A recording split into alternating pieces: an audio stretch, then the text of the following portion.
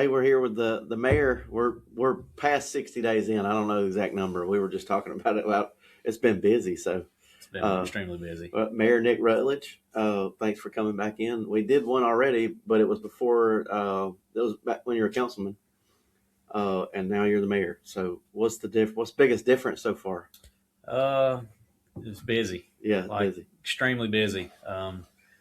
There's not many days that I don't have a meeting about something. Yeah. From I know. from random anything to It's hard to track down too, because I'll come up there and I'm like, "Hey, Tracy, is he in his office?" He's like, "No, he just left with a group of people," and I was like, "Oh, okay, I'll leave this for him." Yeah, and, I've tried to get around all the departments pretty regular, so I made a bunch of stops yesterday. So I know you, y'all. So, biggest thing, how's it like to live on government salary? Look, a lot of people don't know this, but the mayor, I make more than the mayor does. That's facts. So like, it's not a very, very well paying job. You got to find other avenues to make money, and some people are retired when they get the job, but I also think me and you are kind of in the same boat here. A lot of people take the chief job after when they can retire, and they have like this card in their back pocket. So if things go south, they just throw that card in there, retire, and nothing. Things go south, their backup plan is just to retire, and they get to make money that way. Well, I'm not that way. I'm at year 16 or 17, and in the system, and so I don't have that card yet. Same for you, is like you are not retired from anywhere. No, I'm not. Just so I feel like it gives us an advantage though, that we're like working. We have to perform well. Truly,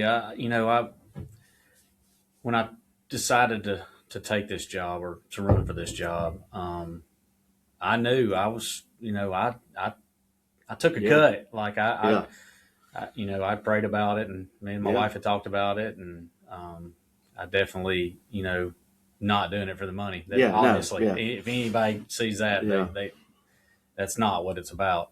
I was listening to a podcast last night, Coach L talking about football and talking about how God puts you in leadership positions, and he's the direction. And I feel like that's why I'm here. I had no intentions of doing this as early as I did, but I felt like God put me in that position, the opportunity to do it, and to put me in that role, and that's how I got here. Yeah, and I think that's the way I look at mine too. Honestly, I mean, you have every cop, most older. I say older. I said cops that have families and have to make it on a day to day. They have to prepare to be a cop, and this is what happened. I see it with. We have one that just got through with this process and was able to come on full time, where they usually make more money before they were a cop, right? So they have to adjust their lifestyle. They're like, well, okay, I got to pay this car off, I got to pay this off, and get my bills, to where I can live on this money. And that's usually what these guys do. And you'd be surprised. I'd do that too. You'd be surprised at how much there is. I don't drive as fancy of a car or a new one. I don't have a new, we have one car for our family, but it gets kind of hectic sometimes. My truck's got 284,000 miles on it. Yeah, you just adjust your lifestyle. That's right. I mean, you can't have the new car, and it's not about the money; it's about serving the people. So it was fairly easy to get transitioned to that. To me, we don't have credit cards. It's just it's not a thing for us. We don't know the difference really, so that's just how we live, But anyway, I think I commend people for that. Like it takes a lot to do that. I know, because I see it on the police side a lot. Like it's a job they want to do. It's not a job that they have to do. That's right. And so I commend that about becoming mayor. I know what you make, and it ain't much. It's not much. No, it's not. Look, and I told my wife, I said, I may be the only crazy person that takes a job making less than what I did, but like I said, I think it was a calling, and that's why I decided to do it when I did it. Yeah, I agree. I think you can definitely look like that's the best way to look at it, and keep doing it, because I think this job, my job, sometimes you leave and you're like, oh my God, I can't please, like you can't please everybody. You can't. Everybody's not going to be happy. We didn't design the laws and the rules that are above our heads, but we have to keep everything within those. And some people fall outside of that. Like for law enforcement, we didn't design the book. We didn't write the book. We just enforce it. And people get mad because we're the only thing that they can see and associate with the laws, right? That's right. So you're never going to make everybody happy. And by the time people get to your office or get to mine, they've probably exhausted every avenue. They have.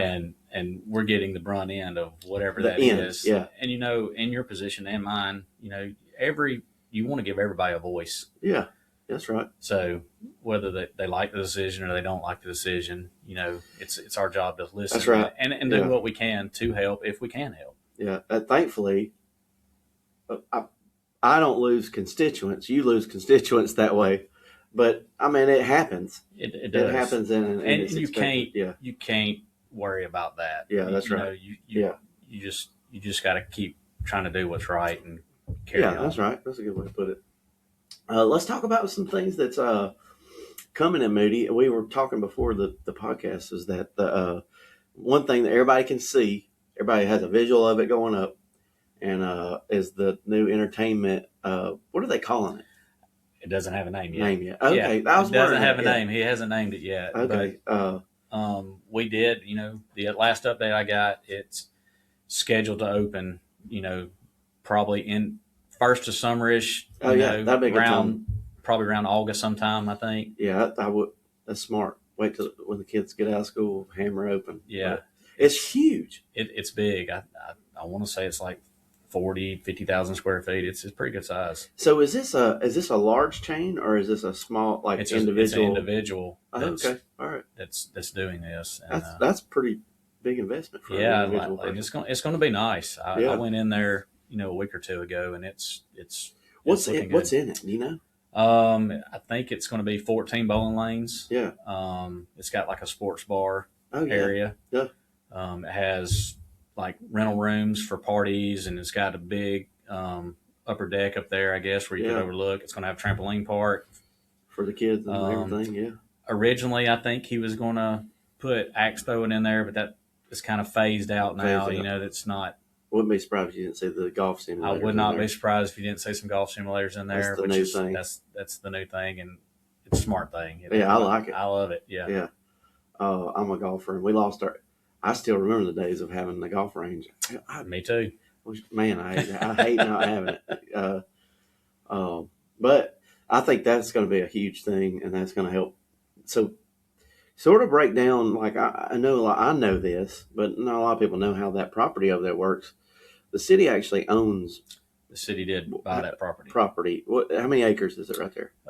It was around 15, I believe. Yeah, and I know that they've set aside some for. They want to build a fire department over there. Like that's future planning, and that's going to happen at some point. It's in the planning currently. So, and they've been talking about it and trying to get it right, and because if you mess up, put it in the wrong spot. That's right. You can't go back. You can't go back. So, and you want to provide coverage for the city. So I get it. I mean, it takes a minute to make sure that this is going to be, because you got to let the city develop a little bit, or you don't know. I mean, that could have slowed, and Brompton ended up being what blew up. That's right. You know what I'm saying? I get that aspect of it, which I do see that area. There's some movement in that area, and that's a cool. I'm just guessing. 10 years from now, you won't be able to recognize that area. Yeah, Brompton's changing. Yeah. They ran the sewer through there.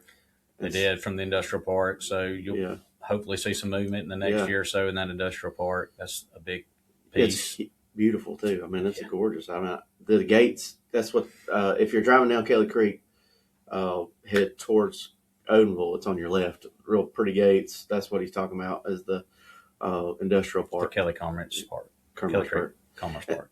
Simultaneously, Springville did one, I guess, right? Springville did one. Theirs is a little bit different, I think. It's right off the interstate. It's, more of an they're going slab ready, basically same same concept as this Yeah. one. I think what people were wondering, because they seen the gates and they seen it all went up nice and pretty, and then just nothing. Well, what happened was that so large businesses need sewer. They can't just put a septic tank in. That's right. And it was just they knew it was coming. That we might as well get that done, get all that ready, and then got the sewer linked up. Now it's ready to go. I guess, right? These are big companies too. You're talking 100,000 square foot buildings. Well, you heard people say, "Well, I built that big old gate, and now there's nothing." Well, you have to have sewer to go out there.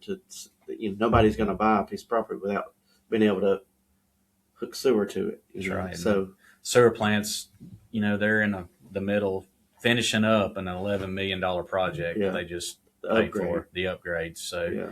Hopefully it's going to go online here in the next few months. Oh, that's awesome. I don't hardly recognize that place anymore. It looks like a industrial park down there. Yeah. But I think there's so much going on every end of the city. It's hard I know it's just keeping up right now, trying to keep track of everything and where everything's going, happening. So that's right. You're trying to keep up with our growth plus the growth north of us too. Yeah. Eventually all that filters down through here because we're the gateway to the interstate. That's right. And they're not slowing down above us at all. I was telling somebody this the other day, and you know where I live, and you've got some family live close to me. It's pretty rural over there. Like if you look around, it's cows, farms.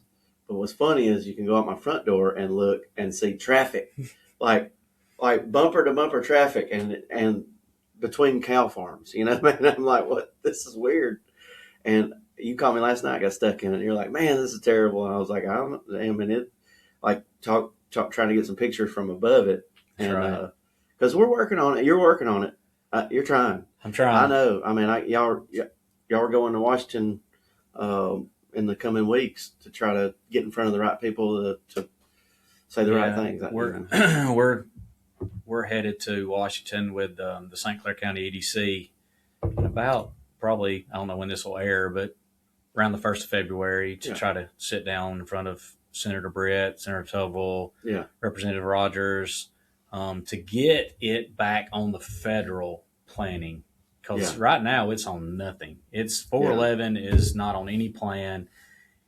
For whatever reason, whatever happened, it got taken off at the state level. And so now we're having to go through the BUILD Act to get it back on the federal. And if we can get those dollars to come back to the state, then we have to get it back on the state plan. Because right now it's not even on the state plan. But we feel really good about getting it back to that point. And this plan, I've always heard it's like a list, of projects. You're always going to prioritize it. You're always going to see those Mobile projects. You're always going to see that Southern Division. They're going to have big projects down there and I get it. A lot of outside money comes in to the Gulf down there, right? So, and I get that, but the Brompton, talking about, we still call it Brompton. The Kelly Creek Bridge. Yeah. That's part of it. Speaking of that, I met, and this is, a lot of people have complained about this, and I agree. I went out there and I rode it and I drove it. You know what I'm talking about. And so I met with Aldot yesterday about that, the yield sign at Brompton of the new red light. Well, if you drive through there and you got a green light going back towards Leeds, right? And you want to get on to the interstate going towards Pell City. Well, if you get a green light for that, but it puts you into a yield lane that's only big enough for one car, right? And so everybody's waiting. So the green light means nothing. Everybody's just packed in there, right? And then people are trying to get off the interstate. It just clogs it up. And the guy, he saw what I was talking about immediately. He was like, yeah, I see. Naturally, you want to yield coming from the other way. Even when we were out there, people were yielding that didn't have to yield.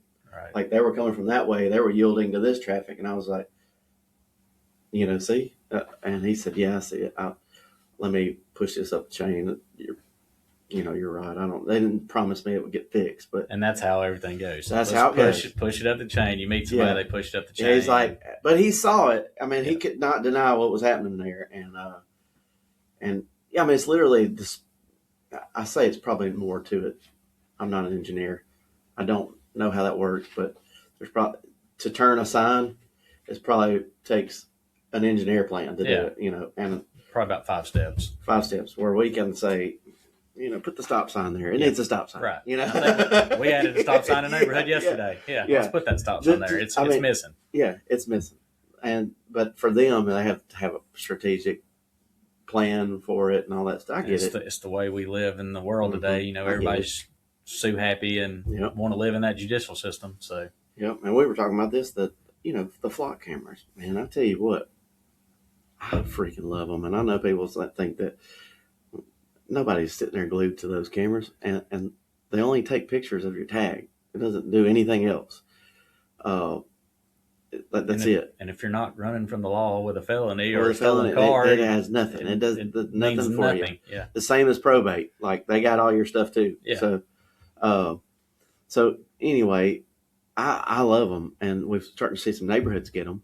We had another neighborhood purchase them. We did. The new neighborhoods got them. I drove through there and saw that the one Arbor Ridge. That's it. They got them. I think that's a good thing. Neighborhoods taking on, because I mean, realistically, we have 4 cops out at a time driving around, right? Well, let's say, we do a phenomenal job, and we plan and we know what we're doing. But I do have to, I like when people take security of their residents into, like, hey, you know what? There's stuff that we can do, and these flock cameras are a phenomenal option for tiny price. Really, when you spread it out over 100 houses of these HOAs, I think it's like, I don't want to quote because Flock get mad at me if I said it, but I think it's somewhere around $2,500 a year. Yeah, for the whole year for the camera, and so you spread that out a month, spread out among 100 people. It's really nothing. I mean, your HOA might go up $11. Yeah, but it's probably worth that. To know who's came coming and who's in going and who went out. Yeah. And if we're looking, it automatically links with all of ours that we pay for throughout the city. So I think that's pretty cool. I mean, that's 2 neighborhoods that's popped off. Say, hey, we're going to take that on. We're going to get that, and then link us in with it. So I hope more neighborhoods get on that, because it's phenomenal. I mean, it's just a good program. That flock safety system has changed law enforcement, and it's not just for criminal stuff. That's right. If we all get old one day, all of us, and dementia runs in my family, and if I don't like to drive, but maybe I do when I'm 70 and have 78 and 80 and have dementia, I might like to drive, and if I leave home and people show up and wonder where I'm at, well, and I've got dementia, all they got to do is put the tag number in Flock. And this happens all the time. Hey, he's in Inslee. Oh my gosh, why is my Yeah. So we can track them down that way. I mean, we've done that multiple times. So I mean, that's priceless to that family. Yeah, the family right. that if it does one person, that it's worth every penny you ever spent on it. Priceless. And we've added some cameras this year. You guys put in the budget. We've added some cameras. Added the PDZ, which is the down there at the village, that area. We have a camera now that can pan, tilt, zoom, and catch all that area over there. If something happens, wrecks are the biggest thing. So this year, and you saw the stats. I mean, we're working 35 wrecks a month here now. Mm-hmm. That's a lot, and most of them are at our larger intersections. Some of them are at the intersections, which brings us to the red lights down 411. That's right. Yeah, we, they're coming still. Right after I took office, I had a meeting with AlDOT. It was still in the PED stage, the planning engineer development stage. And to take this back, these things were approved in 2022. This just shows you how long this process is. Whether we like it or not, it's the process. Yeah. So we had that meeting at their office, went through the plans, came back to on-site visit that same day, and I hate to even throw this out there, but they've assured me that these things are going to start. They're going to let in April. Yeah. So they all saw it. Like we were standing out there in the middle of it, so they got to see it firsthand. And but there's so many different pieces that go into, I don't know that the state actually knows how big of a feeder 411 is for everything else. 411 is St. Clair County's 280. Yeah. I mean, it's a feeder for everybody. Right now, 59's getting all that stuff. Well, you're seeing that 59 problem has fed to our problem a little bit. I mean, you can tell the difference between when 59 started and now. Those cars are coming. Those cars are coming here. Well, and another thing that's fixing to happen, and I don't know how many people in our city are aware of it, is Alabama Power is fixing to do a big high line substation to substation on Sandy Road. And they're going to close Sandy Road down through the middle of the day for 7 months. Well, all those cars got to go somewhere. Are coming through down 411. So supposedly they're not going to have it, during rush hour, morning and afternoon, but they're going to Sandy Road will be closed. You will not be able to pass it during the afternoon when they start that project. Alabama Power Rep and the Margaret Mayor, they were talking about it at the last mayor's breakfast. But that traffic is coming this way. Yeah. So that brings up another point. A lot of people, I like to highlight stuff that's going on behind the scenes that citizens don't really get to see every day. Ellis Key been working on a project with Alabama Power, and you may not notice it, but you will in 10 years. Yeah. That every time we get a chance to take a pole out, we try to take a pole out. So you see the poles on the side of 411. There's been a few already. I mean, it's working. I can see a difference. To try to get those underground or a nicer pole or something to look nicer than it does now. So that, I want to tell that. Nobody probably even knows that, so to give one of Ellis as a council member, I think he was tasked with that. He was. Tasked with that job. He's a retired Alabama Power employee. Yeah, so he was tasked with that job, and I think it's a great idea because if you look, you wonder like, well, man, look at that pole. It's like this. Well, they're not going to replace it until they got to, and then you come by later and it's gone. And you're like, and then I didn't even know he's doing it till he called me about, we got the cameras out. Alabama Power helps with our cameras and stuff. He's like, hey, do you need this pole? And I was like, yeah, I really need that pole. And I went out there and looked at it and I was like, but if I can go over there, I'd rather go over there. And the Alabama Power, sure, and so we were able to delete that pole. So that's a good project, I think. Yeah, it is. No, it fits into what we're doing right now with our kind of our zoning. We put, we've got a moratorium on our building houses right now. We've got a meeting, I think, in a week or so with the RPO, which is the Regional Planning Commission, who actually helped do our comprehensive plan in 2023. So we're trying to shore up we're not reinventing the wheel. The city of Moody's zoning ordinances are some of the most stringent anywhere around us. Yeah. They're pretty strict now. Yeah.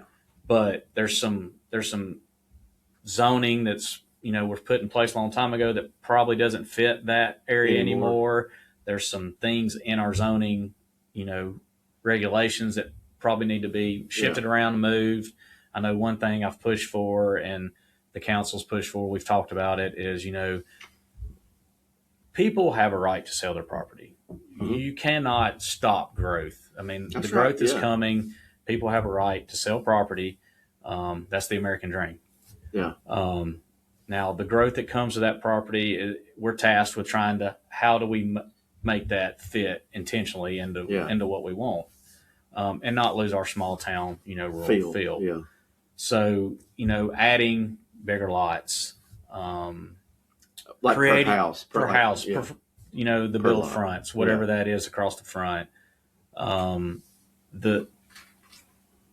the buffers in between new developments and old property, and not just a buffer, an undisturbed buffer. Anybody can go in there and knock those trees down and say, "Hey, I got a buffer you can't build on." Well, that doesn't do no good if you're looking back door to back door. Yeah. So to try to get that undisturbed Natural the natural buffer between them, we're trying to clean up some of the exceptions that are allowed in some of these. Some of these down our business corridor down 411. So there's just it's not reinventing the wheel, but it's trying to clean that whole process up, which is huge, and it's one of the goals that I've had from day one. And it probably helps. It probably helps with this Pate development. And people are saying bulldozers came out and this stuff's gone. Just cleaning it up. Now, so people probably wonder, because I just assume that they wonder this thing, because I wonder it. Like from this point, once that starts, he's driving the truck now with like what comes, right? So we don't know that's not. I mean, we have a say at a certain point, but he's recruiting now. It's his deal to sell, and that's right. Yeah. It's basically like the same thing with Bill Ellison in Pell City. Yeah, Pell City didn't go recruit those businesses. Bill Ellison did. He was the developer. He's the one. It's his development. It's his development. We're going to reap tax benefits off his development. That's correct. Yeah. So, but he's I've met with him. He's still moving forward with that project. Yeah. He's still going. It looks so much better already. It does. He did what he said he was going to do. He said he was going to clean it up. He's done that. And I get asked about that other building that's still there. He doesn't own that. Somebody else owns that piece of property. Oh, where Pharaoh Vape is. Right. So for everybody, it goes around that piece of property. Yeah. He does not own that piece of property. If you ever been, I've been back there. It's gorgeous. Oh yeah. Like it's like it's not even in the city. It's weird. It's an odd piece of property. Like you go back there on the creek back there, and it's just, you walk back there, it's like, where am I? Yeah.